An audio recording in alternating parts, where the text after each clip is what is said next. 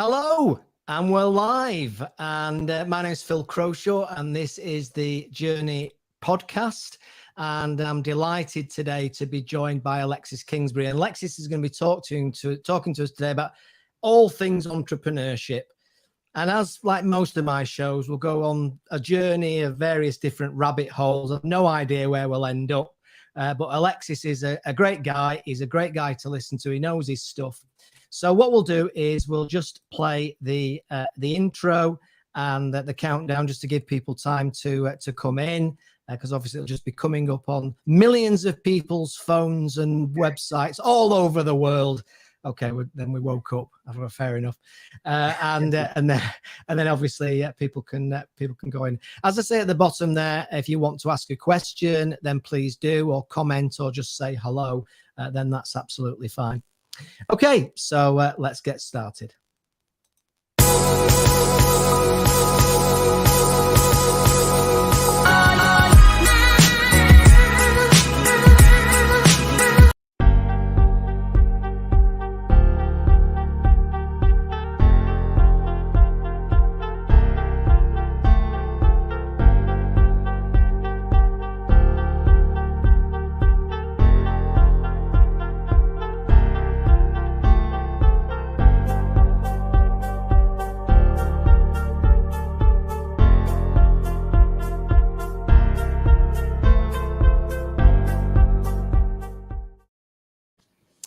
Okay, so a very warm welcome to the show, the Journey Radio. What I say? I just nearly said the Journey Radio Experience then, and that's because I also have a radio show called the Journey Radio Experience, and you should have called it something different.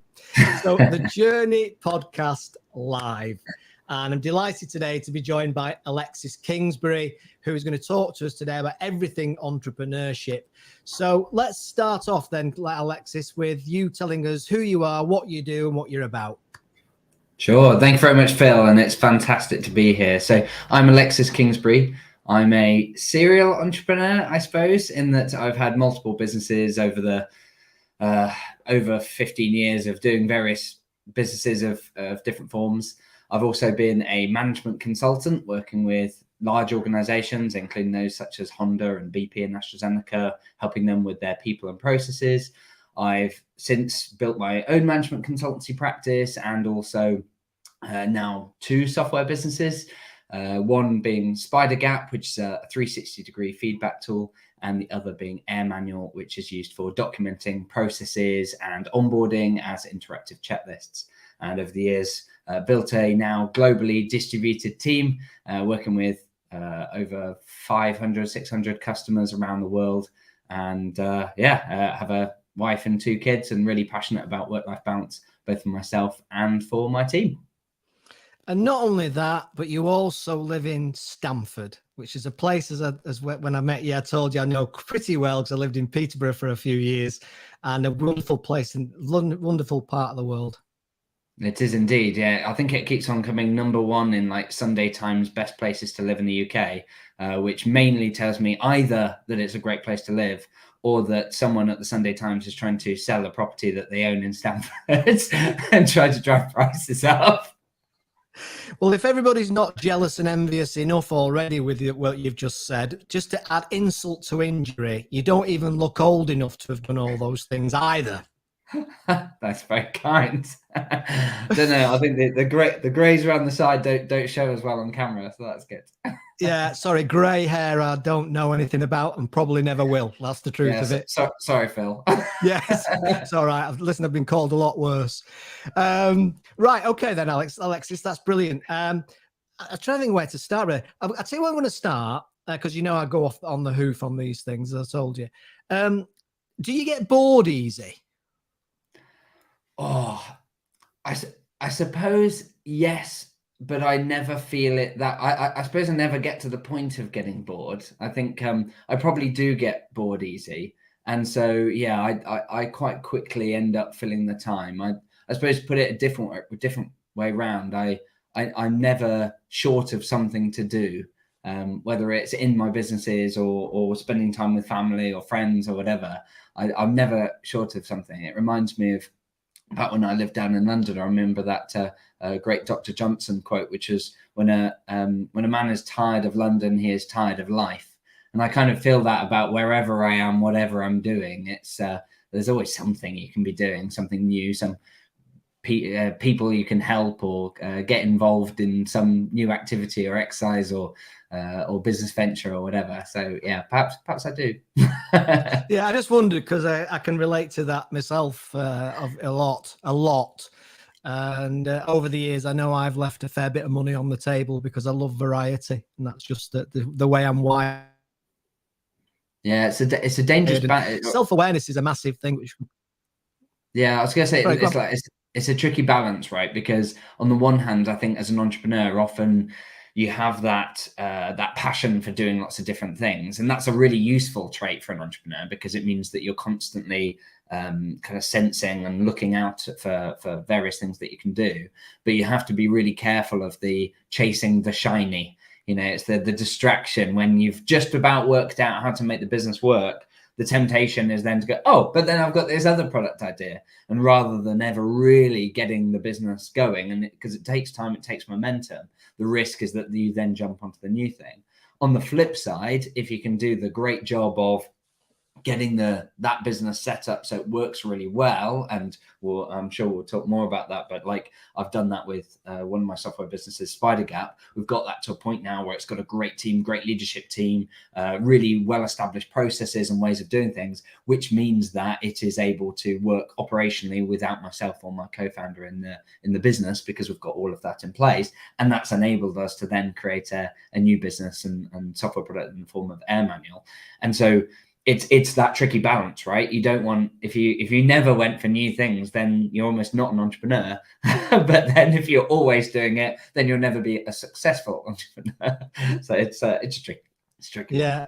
Yeah, I think you've nailed it there. I think that's exactly the situation. So tell us about those two products then. Tell us about SpiderGap, first of all, I guess, how it came about, what the drivers were behind the idea, how you came up with it, how you were inspired by it, and what it actually does for a business. Sure. So I'd say at its core, or indeed at our core, as myself and my co-founder Paddy, we're really passionate about continuous improvement and personal development. You know, we're big readers and listeners of podcasts and attenders of events and so on, to always look for great ideas and looking for continuing to improve ourselves and address our own weaknesses. And so SpiderGap was a really good fit for us because SpiderGap is a 360-degree feedback tool, which means it allows an organization to collect feedback from a variety of people, typically a person's manager, their peers, their direct reports, and their own self-view, to help that person to understand where are their strengths that they should be playing to and utilizing, and where are their areas to improve that they should be working on and addressing. And through that tool, in fact, when we started off as consultants, we knew we wanted to create a software business, had no idea what it would be, but thought, let's get started and we'll work it out. Tried lots of different ideas and bought domain names, and then went, no, that's not going to work. Got rid of those and so on. Went through lots of iteration until we ended up with SpiderGap, which actually started off as a wider product. It started off as a sort of more gap analysis. Where are you now? Where do you need to be? Whether it was a product, service, a business, a person, whatever.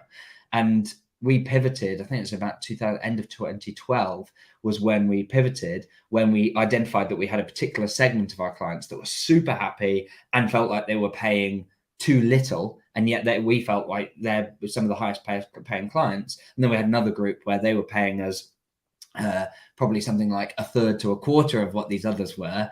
And they kind of felt like, it's quite expensive. And we realized that actually there's a whole group of clients that appreciate this better. And so we focused on that and went down the 360 route.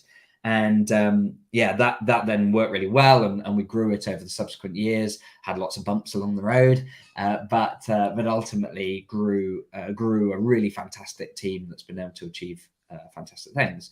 But actually, one of the things which feels ironic for someone who's got a background in process consulting was that I did a bad job when we were bringing people in early on of giving people the processes, the tools, the collateral, and so on to be able to achieve their goals.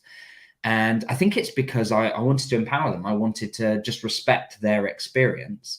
And so as a result, I'd hired salespeople and didn't give them a sales process or anything, and assumed, well, you've done £1 million worth of sales last year, come do the same thing for me. And then found that they couldn't make the sales. And so over time, through multiple failures and mistakes and so on, I've managed to learn actually the better way of employing people and setting them up for success is to, yes, hire great people, fantastic talent with the skills and so on, but actually set them up for success. And that means providing them with excellent onboarding, really detailed and structured onboarding with all the guidance that they need, and providing them with the processes so that they can follow what makes a good, for example, sales call, and how they do their handover and so on. And when we started doing those two things together, doing a really good job of recruitment, for a sales role, we might get 200 to 500 applicants. For a developer role, we might look for 2,000, filtering them down to get awesome people. But on the other side, making sure that there's fantastic onboarding and processes so that they've got everything. When you bring that together, magic happens. And so that's enabled us to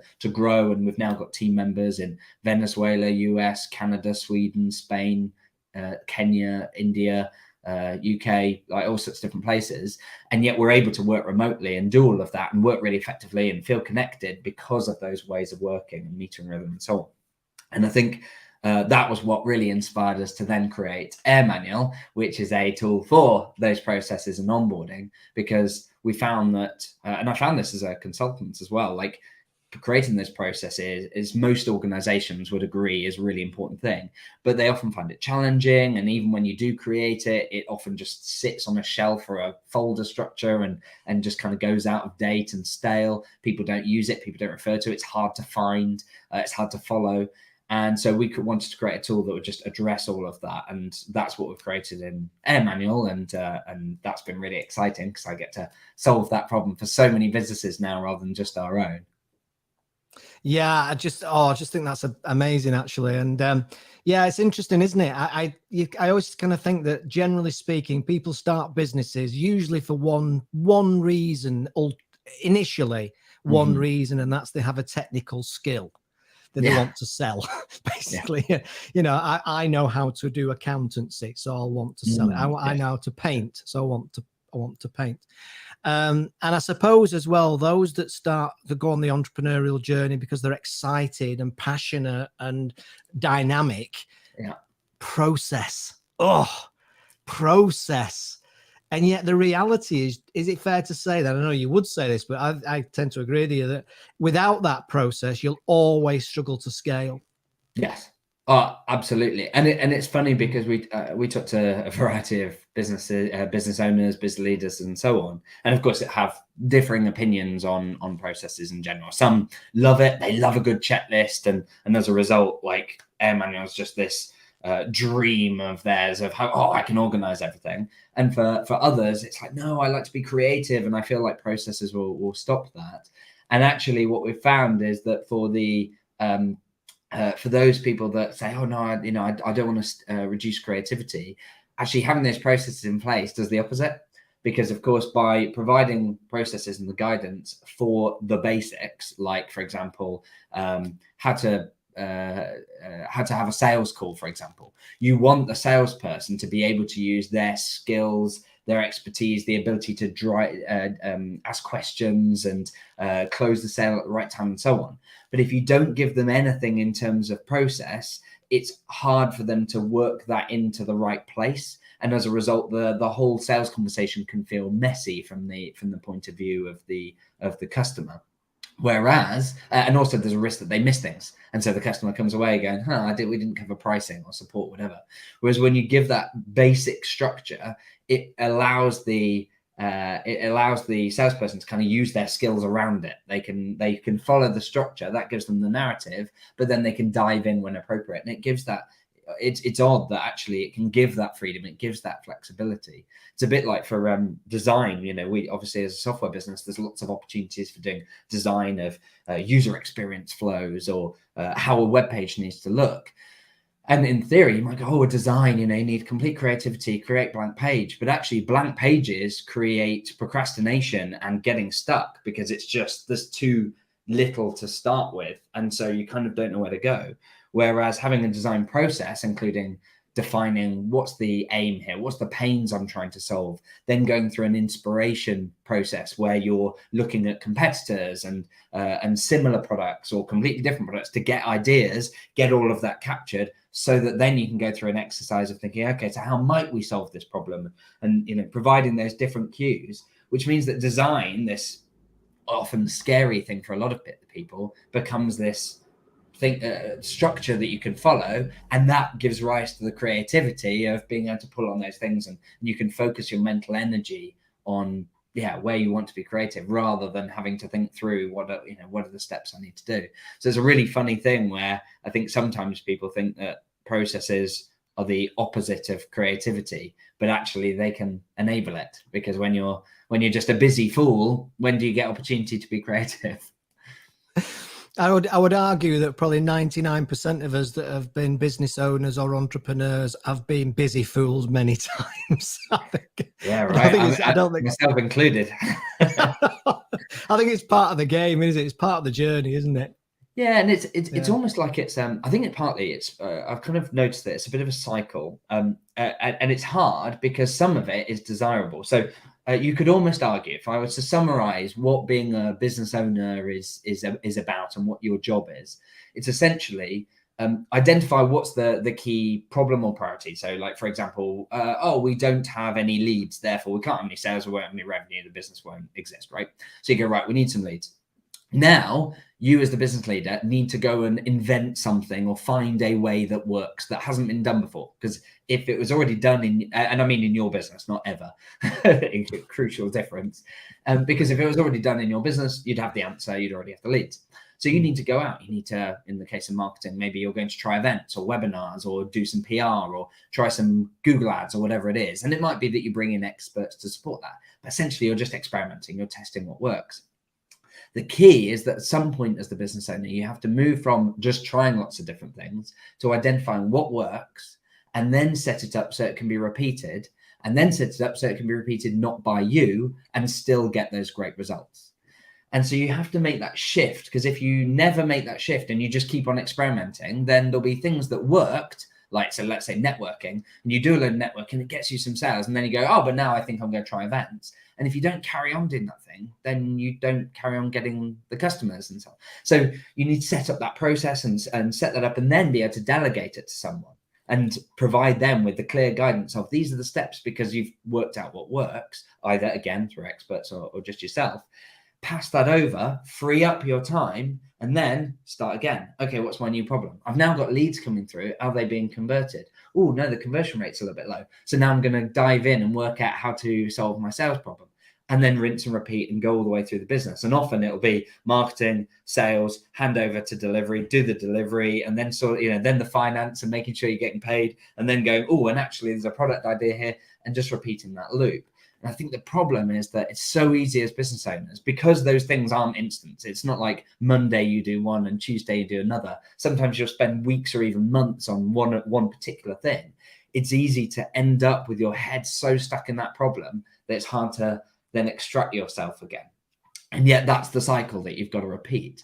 It's like a coach of mine often says in his sessions, like, some people say they've been in business 10 years, but the reality is they've been in business 1 year that they've repeated 10 times. And that's the key as a business owner, is you've got to keep, if you're not growing, if you're not getting better, if things aren't improving and that you're going through that cycle, then ultimately you'll either stagnate or decline at some point, because you're not making that advancement. And so that's the reason why it's all tricky as an entrepreneur, as a business owner, is because there are parts of that cycle that you do have to do, but at some point you need to step out. Yeah, that's absolutely right. Of course, if it was easy, everybody would be doing it, as they say, the cliches. The cliche says. I've got a question here actually from James, and James says that this is slightly on what you just said there. He says that he's read recently that 9 out of 10 small businesses fail. Do you have a view as to why they do fail?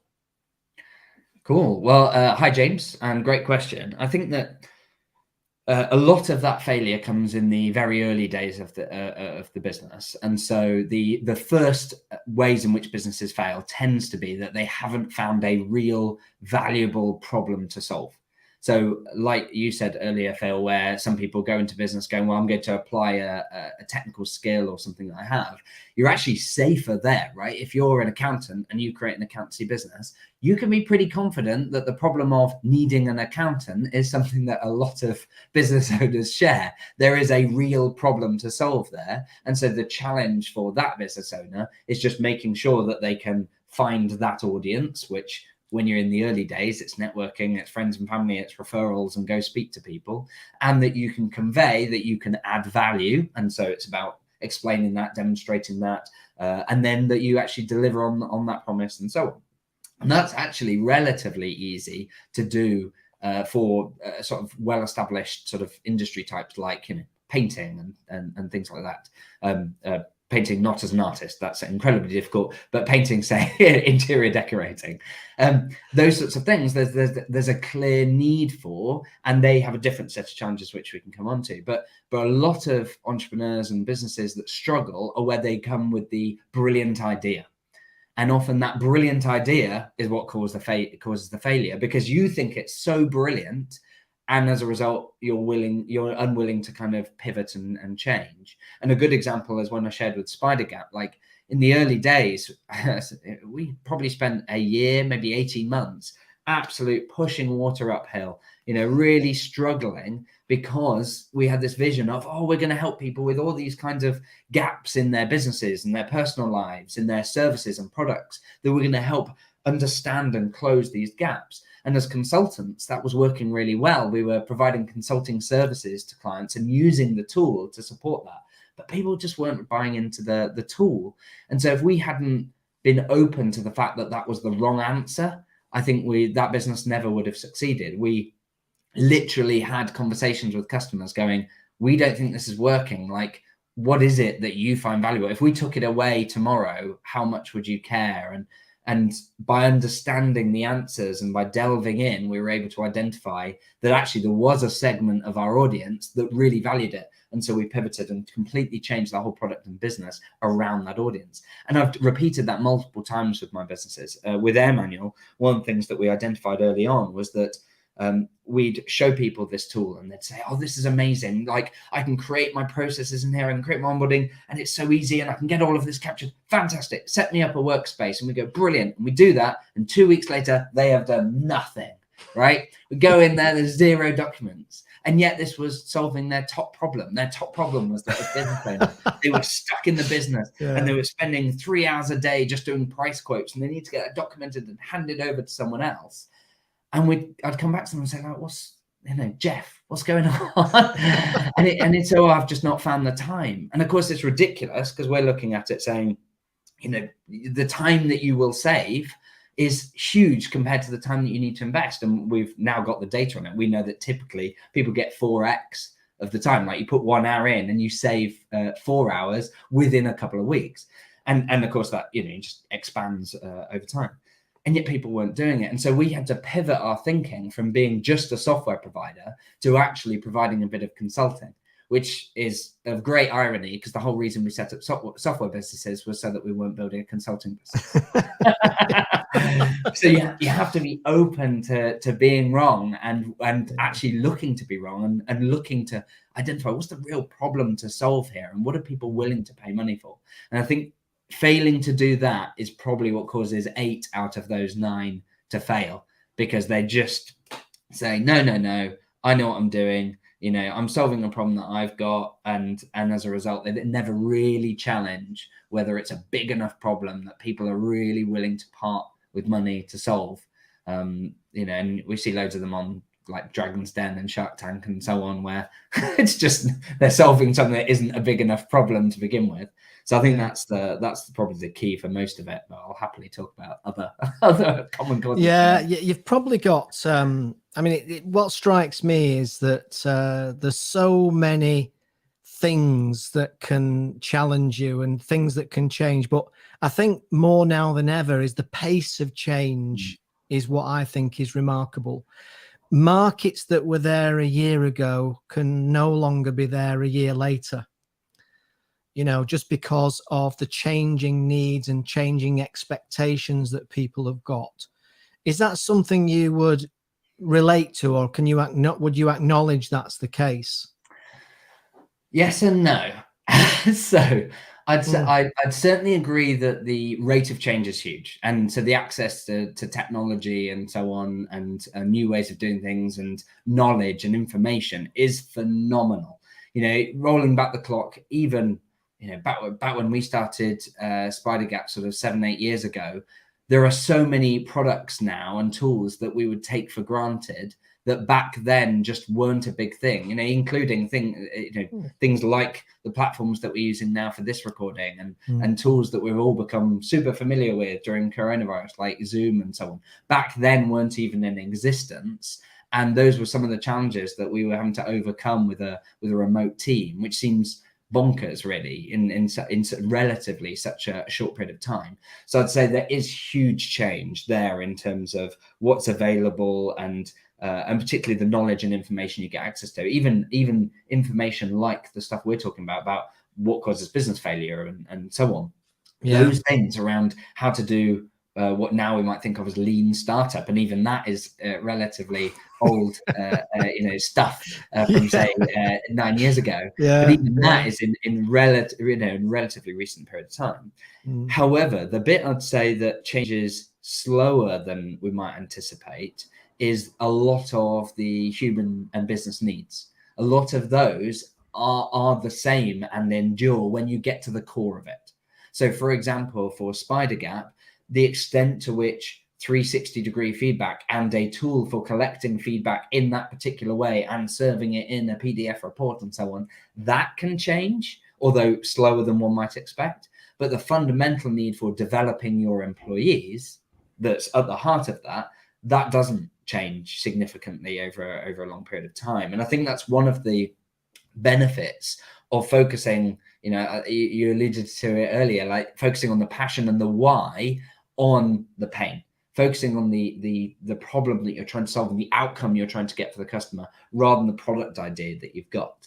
You know, rather than focusing on this new design that you've got for a football or soccer boot, rather than, because I've got these fins, focus on the particular pain that you're trying to solve, whether it's comfort or whether it's speed of ball travel or direction or whatever, because that will endure. You know, in soccer, for example, they will always want more control, more speed, more, all of those things. And if you focus on that rather than a particular device that you've created, then you'll always have an opportunity in your business to add more value and serve people and so on.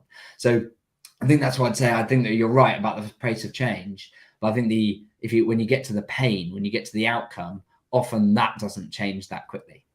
Yeah, the fundamentals, I guess.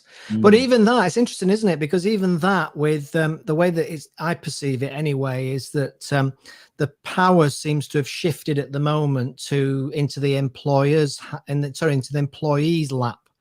You know, there's a lot less jobs than there are. There's a lot more jobs than there are people. And therefore, I know from friends of mine who've had put applications out, you know, for people to apply for jobs. And the demands that they're putting on the employer, of course I'll come and work for you, but I'm not taking £9 an hour. Call it 17, and we'll have a chance. And I just wondered what you thought about that in terms of that, that power and how it shifts over time depending on the employment situation. The other thing that comes up a lot as well, Alexis, is people are now a lot more interested in the values of the company. So young people in particular, obviously, what's your views about sustainability? You know, what's your green credentials? Because I don't want to work for anybody whose biggest client is BP or whatever other example. Is that something you've come across? Is that something you have a view on? Yeah, definitely. So it's really interesting, because I think there's a macro level of this, and then there's kind of the micro as it relates to individual businesses. And at the macro level, when we look at the whole industry and the globe, and as you say, a situation where you've got more job adverts out there than there are job seekers and all these sorts of things.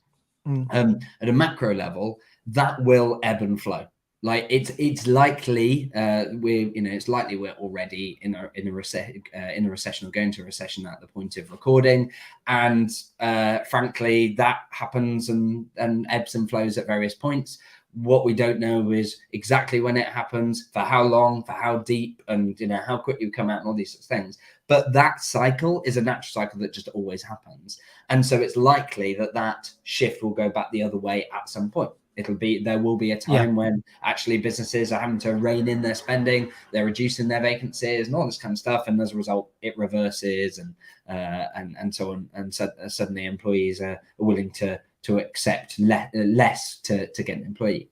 However, that's at the macro level, and I'm a big believer that at the micro level, when you look at your own business, you don't want to be relying on that model. You don't want to be saying, well, I'll just wait until there's loads of people looking for jobs, and then I don't need to offer those things, because often that's when other businesses, and probably you as well, are having to cut back on stuff. So that's not when you're trying to hire. When you're trying to hire is when there's a lot of demand and the market's buoyant.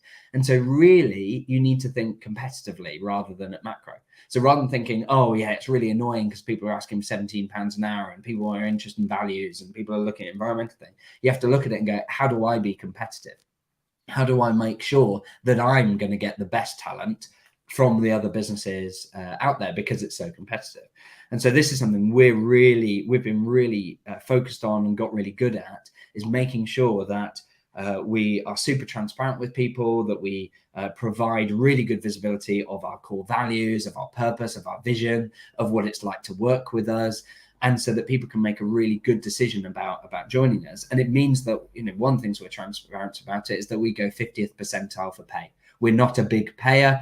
We don't shortchange people. We like to be fair, but we're quite mechanical in the way in which we set our pay, and it allows us to be really transparent. It also helps with equality, by the way, because when you don't do that, when you have other processes like negotiation, that tends to favor certain demographics. So that's something that we're passionate about addressing. So having a more mechanical approach means that we address some of that. But by doing it that way, we have to make sure that we're offering other things. We have to make sure that we're an attractive employer. And as I mentioned, when we go for developers, we're looking for 1,000, 2,000 applicants. When we're looking for salespeople, we're looking for 200, 300, up to 500 applicants. Even for finance administrator roles, we're looking 50 plus, whereas so many businesses out there are struggling to get 3 or 4.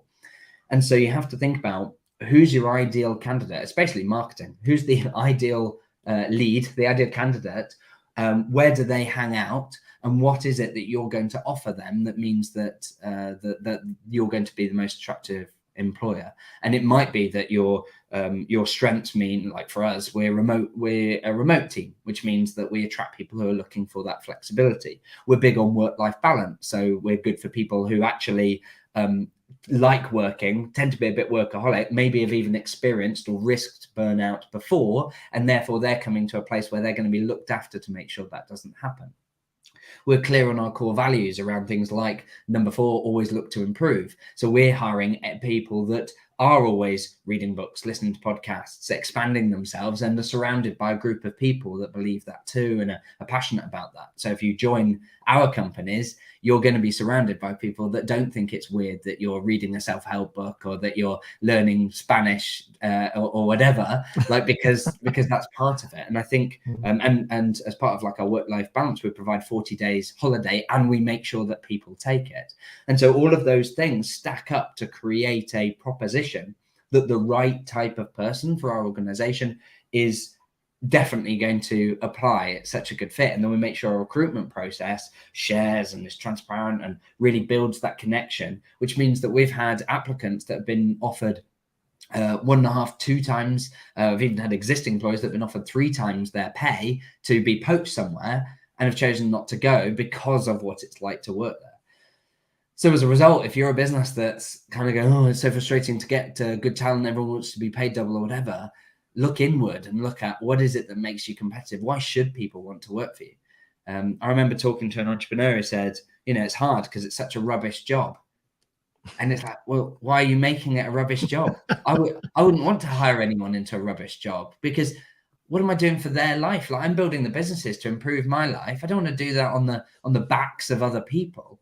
And so as a result, I'd be looking at, how do I make that a great job? Frankly, even if it's like coal mining and you go, oh yeah, it's hot, it's bad conditions and so on. It's like, well, so what is it about that job that you're going to make excellent? Is it, the hours, and it means that they've got this flexibility? Is it the camaraderie and the team spirit? Is it investment into the outcome? What is it that means that you're going to make this a great experience, that means that people don't just, aren't just doing it for the money? Because otherwise, if you take that approach, then you will struggle to find talent, and the only way to get good talent will be to pay for it. Do you know, there's so much logic and common sense involved in doing a survey and getting the feedback from the staff. It's no brainer on paper. Mm-hmm. Why do you think relatively, or quite a lot of companies don't do it? Is there an element of fear about what they'll find out? I think that for a lot, I think potentially, I think that for some, certainly we do see that they fear transparency. For the same reasons they fear sharing perhaps key financial numbers of the business, revenue, profit, those sorts of things. They worry that what will people think? What will they do with that information? And of course, the answer is, well, you shouldn't share it in isolation. Like if if you're a business and you think, oh, but if I tell people what our revenue is, they'll all want pay rises. And it's like, well, provide the context. Why wouldn't you give them pay rises? And often the answer might be, well, it's because, yes, it looks impressive that we're a £10 million revenue business, but actually we work on razor thin margins. It's like, well, give that context, help them understand. Or maybe you are a business that's got 7-figure profit, and you might worry, okay, what does that mean for them? Well, but again, it's like, so why isn't it appropriate that you give good pay, that you pay people more and so on? And often the answer will be, because we're reinvesting that back into the business. We're trying to grow, we're trying to do more things for more people, or because there's substantial risk. And so it's important that we're putting cash aside, and giving people that transparency and so on makes the difference. And the same goes for employee feedback. If you're sharing feedback with an employee on their performance, you should be, it's not just about saying you're not very good at communication skills. Like that on its own is not that helpful to them, but providing an understanding of what that looks like and examples, and helping them see how it would benefit the organization if they're better at it, then it makes it a lot easier to then be transparent and share that and get value from it. So I think for some businesses, they are afraid of what people might think or do with that information. And so, you shouldn't just blurt it out and share it in the same way as you wouldn't go up to a friend and say, oh, I think your wife's ugly. Like, it's because you'll get a bad reaction. It needs tact, and it needs thought, and you need to think about the outcome you're looking for. Like, it's not, you're not just trying to give feedback to go, there you go, I've given you the feedback, what more do you want? You've got to think about what's the outcome that you want. How do you want to help that individual, for their own career and for the business? And then when you work backwards from that, it allows you to be more clear about it. I'm not sure quite with the analogy of telling a friend that their partner's ugly. You probably have to start more with what's the outcome that I want? And the answer is not a fist in the face. Therefore, maybe don't say that one. A particular piece of feedback at all. All of a sudden, we completely digress into a completely different area. My analogies can get pretty weird pretty quickly, so I'll leave that on there. Absolutely. I'm going to change tack slightly now, because one of the things that is, one of my mantras and a lot of what we're doing these days with Geeky is podcast training and live stream training and all that stuff. Now, I've noticed, obviously, when we got introduced to each other by our friend and associate Mandy Allen. Thanks, Mandy, if you're watching. Thanks very much for that. One of the things I noticed straight away as I started to check you out, as it were, sounds a bit iffy, that, doesn't it? When I started to check you out was, of course, you're a very active podcaster and communicator via video and such like yourself. So is that something that you realized a long time ago, that it was really important if you were to get your message out and actually to stand out from the crowd and actually have a more dynamic way of being seen and heard? What was the point when you realized that was an important way of communicating? and or were you just a show off always and you couldn't wait to do it? So as much as it might come across as the latter, Phil, and I hugely appreciate that. It's getting me back for the hair comment earlier. That's not the case, and in fact, it's been something that I've come to incredibly reluctantly, which I think surprises a lot of people because actually in person, I'm a pretty happy talker, and although I might have some of those initial nerves, in a room full of people I don't know, going up and having conversations, I can usually get over that quite quickly. And then once I'm in flow, I'm good.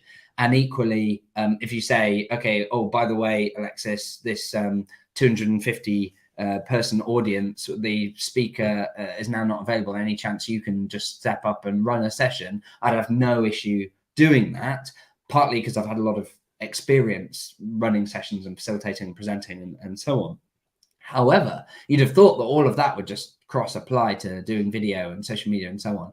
And it didn't for me at all. It has since, but particularly early on, like the fear of looking down a camera lens and that odd feeling and hitting record and so on, and terror was just, well, it stopped me in my tracks. And so it's funny when you say, when did I realize it? I realized it ages and ages and ages ago and did nothing, or at least tried a couple of things and never managed to get any traction and momentum and never made it something I did on a regular basis. And it's really funny that now people like yourself and people that know me and so on, have known me for longer, and in my team and so on, they say, oh yeah, you're natural at it and you've been doing it a long time now and so on. And it's actually not that long. Like in the scheme of how long I've known that I should be doing it, it's like 5% of that time. And so, but what's struck me is particularly with things like daily videos, I heard a lot of people say, oh yeah, you should be doing these videos daily. And I always held back from that because that felt like such a time sink. And how would I come up with content and so on? And the answer is practice. Like the more you do it, the more it just comes. And you take customer questions and you go, oh, I could do a piece of content on that. Or you have a conversation with a client and you go, oh, that was an interesting little gem. I'll now share that. And the more you do it, the easier it becomes. But the amazing thing is that when you do something like daily content, when someone's scrolling through your social feed, they don't scroll for long before they, if you like, give up, which means that they're probably only going to go back 2, 3, 4 weeks, which means that if you've been doing it 4 weeks, from the audience perspective, it's forever. And so that's the amazing thing. I remember one of my team, as part of one of our exec teams, we do a team health exercise on a quarterly basis where we say, about the rest of the team, share one thing that you most admire and one thing that you'd like them to start or continue doing for the good of the company. And one of my exec team said, oh, one thing I admire about you, Alexis, is how you just go and do things and then you get good at them. Like, you've been doing video for about whatever it was. I think he said like 5 or 6 months. and at the end of the session, I was like, by the way, I really, really appreciate that. But I'll tell you now, you're going to be surprised. It was 6 weeks. It's like I'd been doing it only 6 weeks at that point. And for him, it felt like 5 or 6 months. And so I think that's the amazing thing is I think when we look at others who are doing this, we look at them, we put them on the pedestal. But the truth is they're only 2 pages ahead. They're only a few weeks ahead. And so if you do want to get your message out there and create visibility and get the opportunity to speak to amazing people like Phil and other wonderful people like Mandy and many others, you kind of just need to start doing it. And the more you practice and the more you think about how could I improve that, you just get good. And it's amazing how quickly that transformation takes place. But I've certainly not found it easy.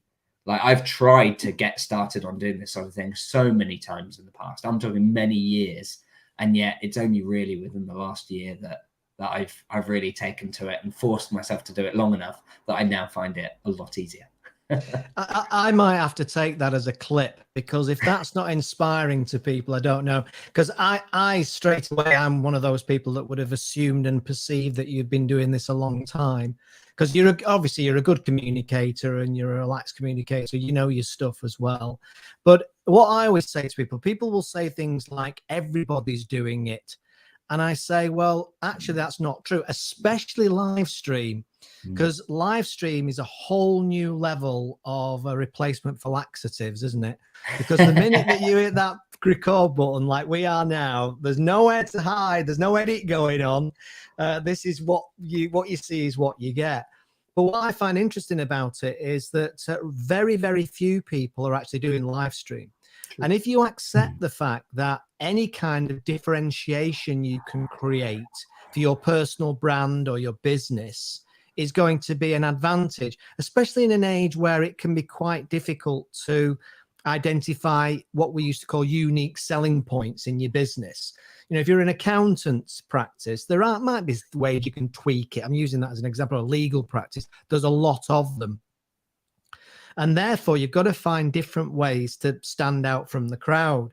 And it's still an amazing way to stand out from the crowd, because the vast majority of people aren't able to overcome the little voice that keeps telling you don't do it. There's always something else to do, isn't there, when it comes to well, I'll do a video, but I've just got to shuffle some papers here, and I've got to call this client, and it's really important. Oh, and I've just got to wipe my desk because it's been got clean. There's always a million reasons why not to do it.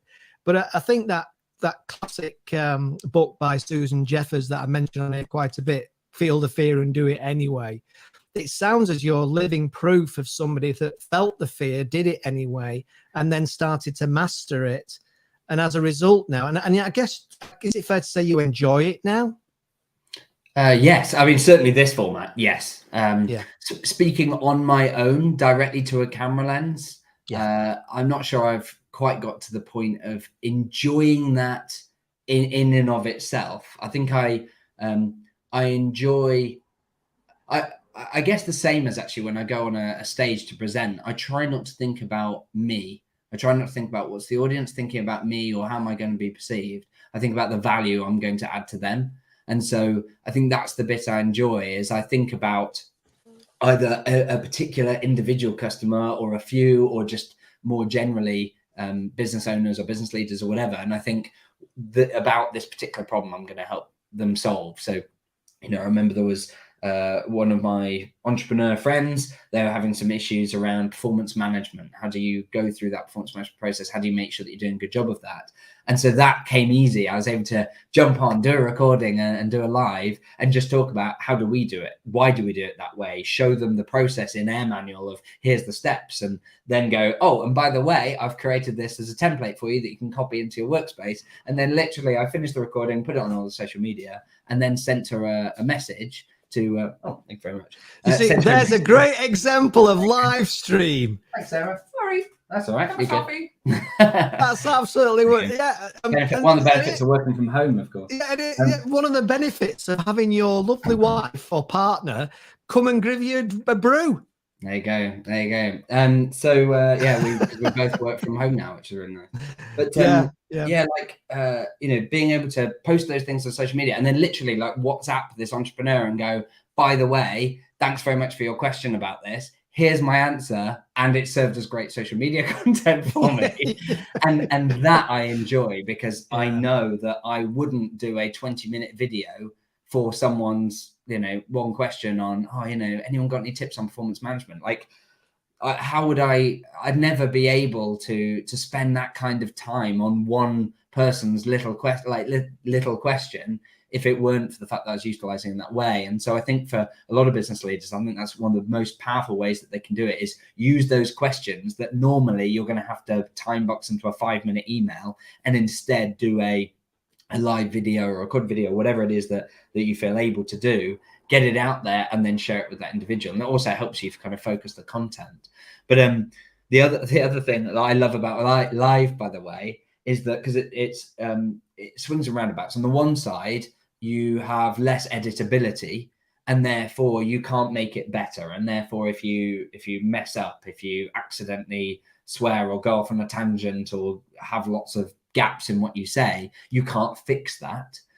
But on the flip side, it means that the audience's expectation of the editing and so on reduces. So whereas if you record it and edit it, now the expectation goes up. Therefore, if you leave bits in that aren't great quality or don't particularly relate to that person, that audience, they're thinking, oh, why wasn't that edited out? So it kind of cuts both ways. And so I like live content because you don't have to do all of that other stuff around the edges. It does force you to just be in the moment and focus on the audience.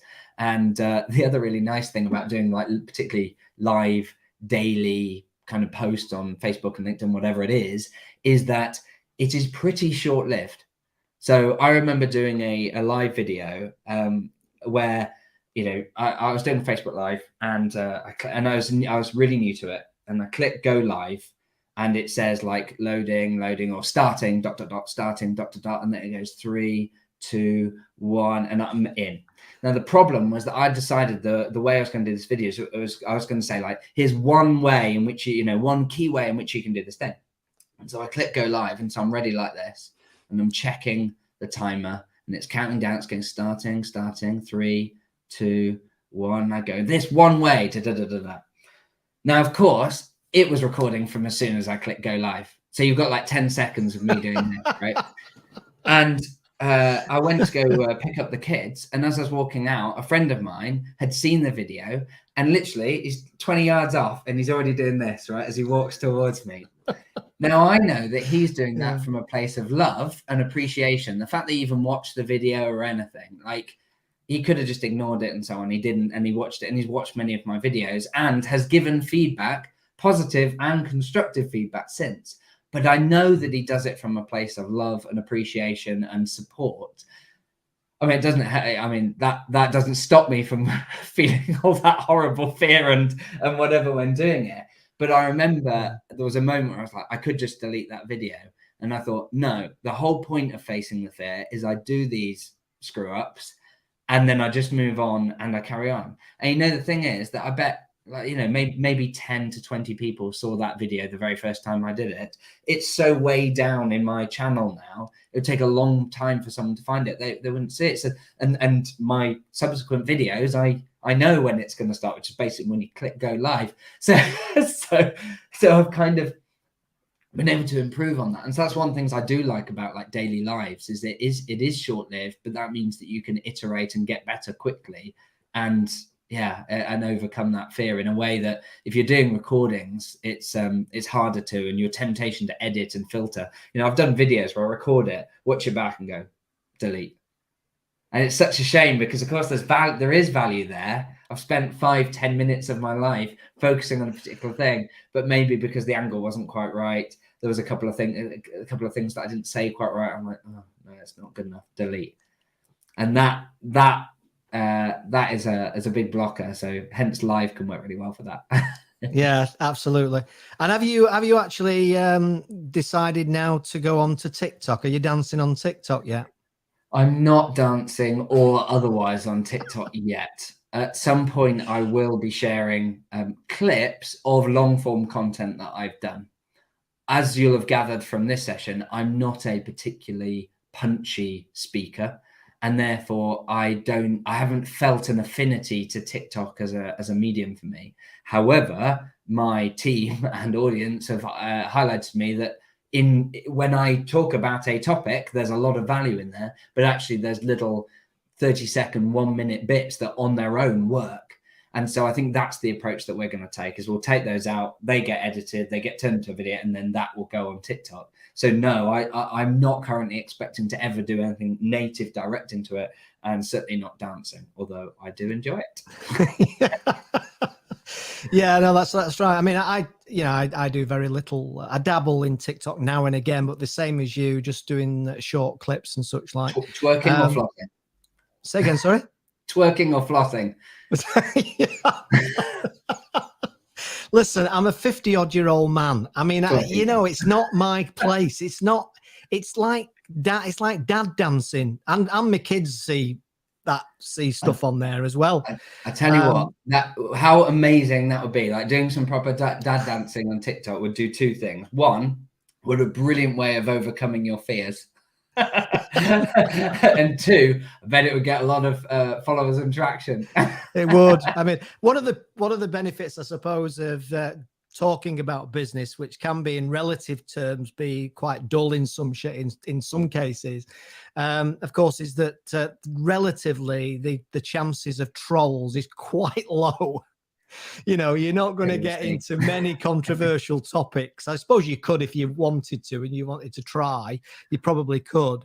Yeah. But I think that the trolling side is probably relatively limited because of the relatively serious nature of the content, I guess.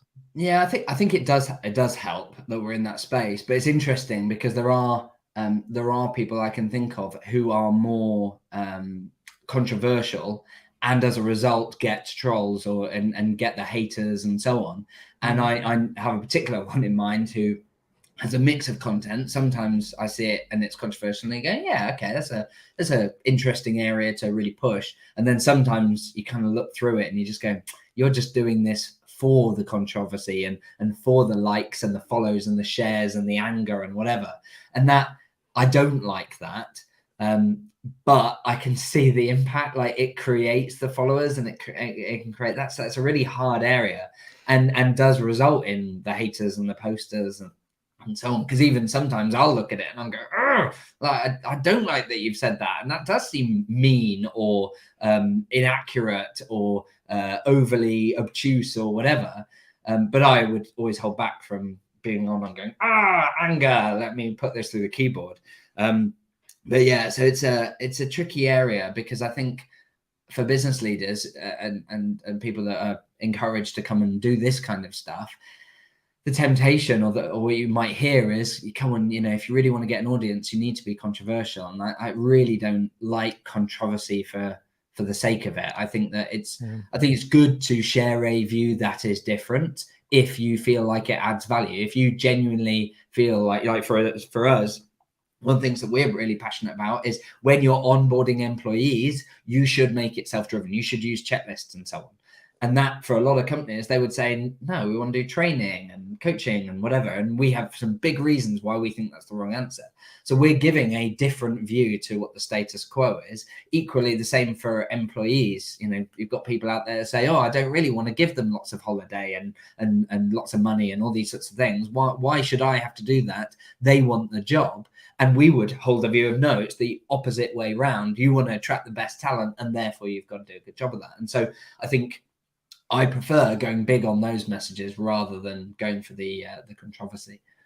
Yeah, and I guess it depends on the brand, doesn't it? If you've got a brand that's arguably fun and edgy, true, then you can probably get away with more than if you're, as I said earlier, maybe if you're an accountancy practice or a legal firm or a consultant, business consultancy, personal brand and everything it's dangerous because we live in such a sensationalist world, and you look at the media and the media are pushing that sensationalism edge ever.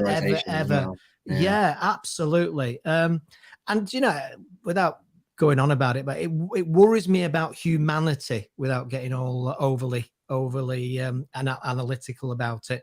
It worries me about humanity because it's our fault. We blame the media for sensationalizing and everything, but all the data will show for them that the more edgy they are, the more dodgy it is, the more controversial it is, the more people switch on, stay on, listen, continue listening. So it's our own fault we create the situation. But then is it our fault because it's just humans being humans? And maybe even links back to the days of the Roman Empire when you were watching the gladiators fight, oh, good fight, so it's very complicated, and it's such a rich tapestry really of feeling and cultural norms and what's acceptable and what isn't. And it's very difficult sometimes to actually identify where the edges are, I guess. Yeah, I think that's a really good point. And I think with the human psychology aspect, because I think it's our fault, but it's not, because it really is just tapping into human psychology. And I was thinking, how have we addressed that in other areas? So there's another aspect of human psychology that's covered really well by Robert Cialdini in influence in his book on influence. And one of the influences is like scarcity. So the concept of saying, oh, there's not many of these things, therefore it creates more value, and therefore people are more likely to show interest in it.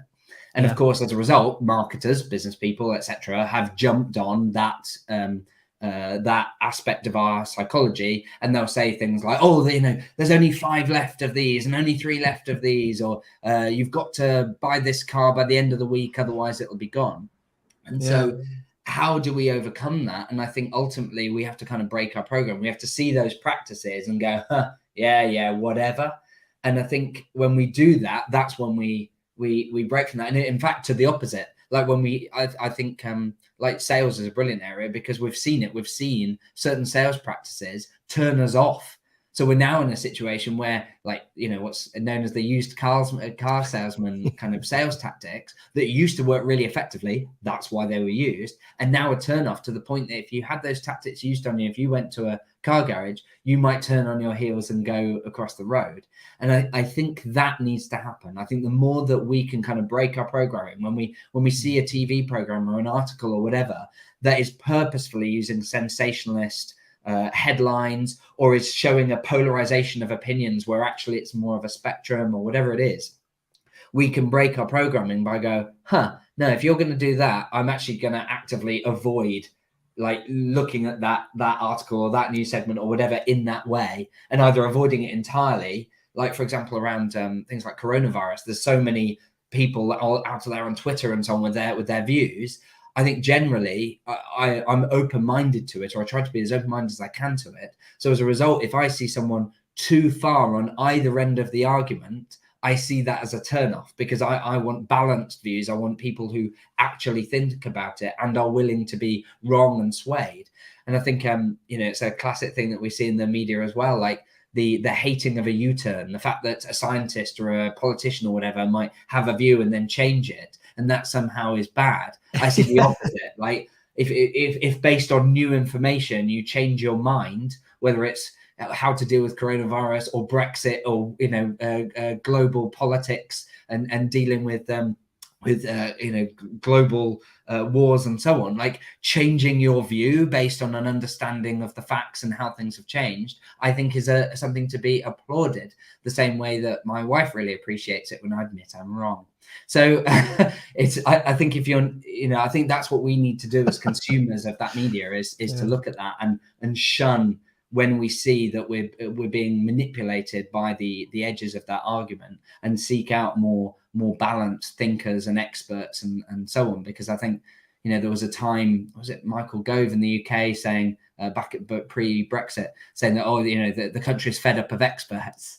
And that's, you know, from a guy with a heavy media background, right? And so I think over the last few years, I'm hoping that the switch is going the other way. I'm hoping that people are going, no, wait, it's exactly what we needed as the experts and the expertise. The value is on turning that expertise in something that's easier to understand and use, and being willing to understand that wider argument rather than kind of being lazy and saying, well, I'll just take the soundbite. So hopefully that's happening, but we'll see. Yeah, I think that's great. A brilliant insight. Okay, I'm going to finish off by asking you a question. Like all these questions I've asked you today, none have been rehearsed. We're just going to jump on and start, and here we go, live streaming and everything. Then your wife comes in, gives you a cup of tea. I don't get any cups of tea, you know, the usual thing. So yeah, just stop showing off. Stop showing off to your friends. That's why I used to get at school. I'm going to ask you to just jump into the shoes of Nostradamus for a second, and in terms of the future. Yeah. It's not garlic bread. I think we've worked that one out now. But the future in terms of your area, particularly in the software arena, do you have a view? And you might say you don't, but do you have a view about where you think it might go? If we're having this chat 10 years from now, and I suppose that the element of technology that springs to mind logically in my head is AI. Do you think that it's more and more likely that the software arena you're in and the way in which it works and the solutions it creates, do you think AI might have a contribution to make?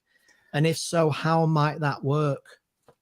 Definitely. So I expect that AI is going to have huge impacts on a variety of industries. I think that, like any technology, we're going to go through the hype cycle. So people are going to get very excited about it in particular areas. And then we'll see people go, oh, actually, it doesn't work that well. And it'll kind of drop off.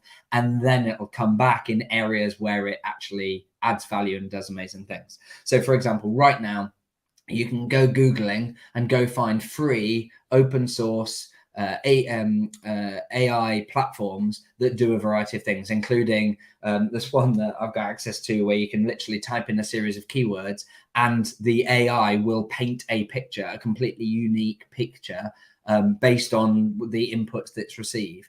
And do a good job, like can do almost photorealistic, incredible like steampunk stuff or magical kingdoms and whatever stuff that previously would have required an artist days of time to create can now be created in seconds by AI. And even if it's not perfect and an artist now needs to improve it, like you've saved days or even weeks of work to get to that point.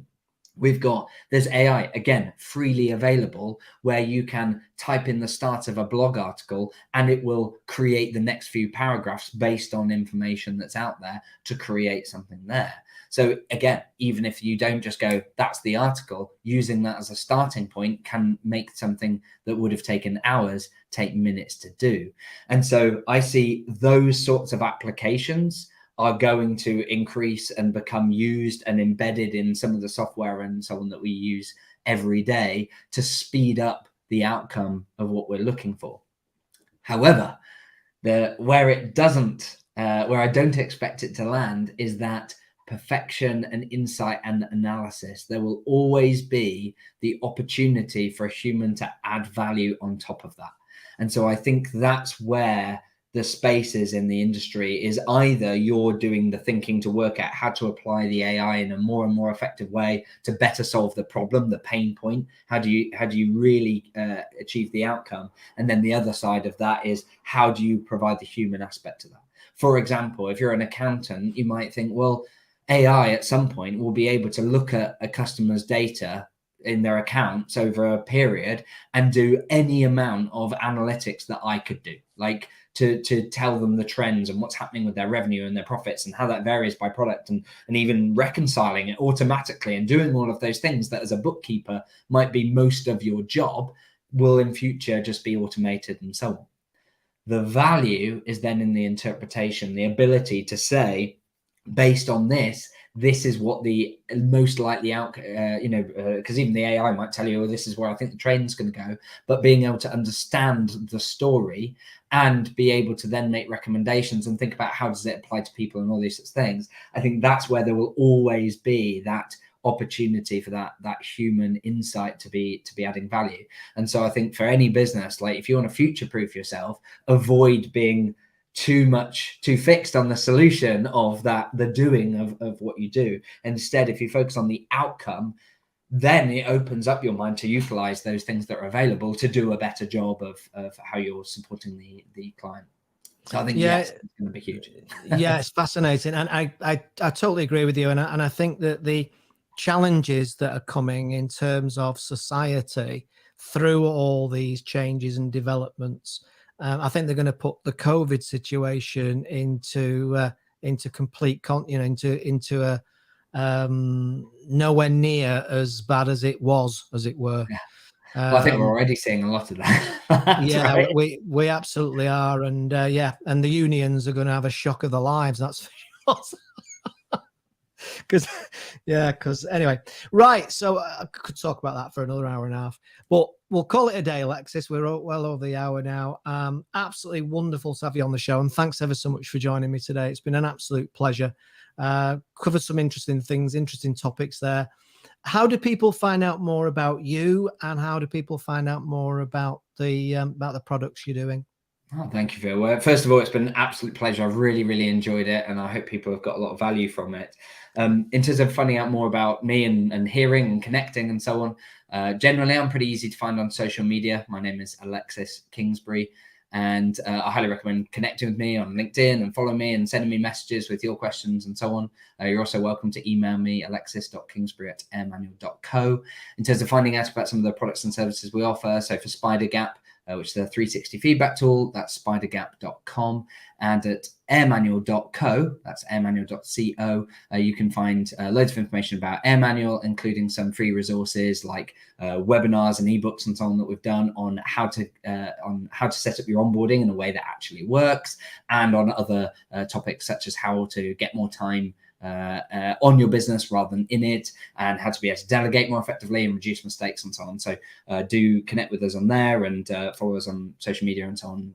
Always keen to help people more and add more value and help them get those results. Brilliant. Thanks ever so much, Alexis. It's been an absolute pleasure. And I'm now going to make my own brew. Enjoy. And thank you so much, Phil. It's been, I've absolutely loved it. Thank you so much. You're welcome. It's been a pleasure. Take care. Cheers, mate. Cheers. Bye. Thanks, everybody. That's another end to another live stream. I think there's so much value in there, so much takeaways from that. And I'll see you on the next show, probably quite soon, actually. So catch you again. Bye for now. Thanks, Alexis. Bye.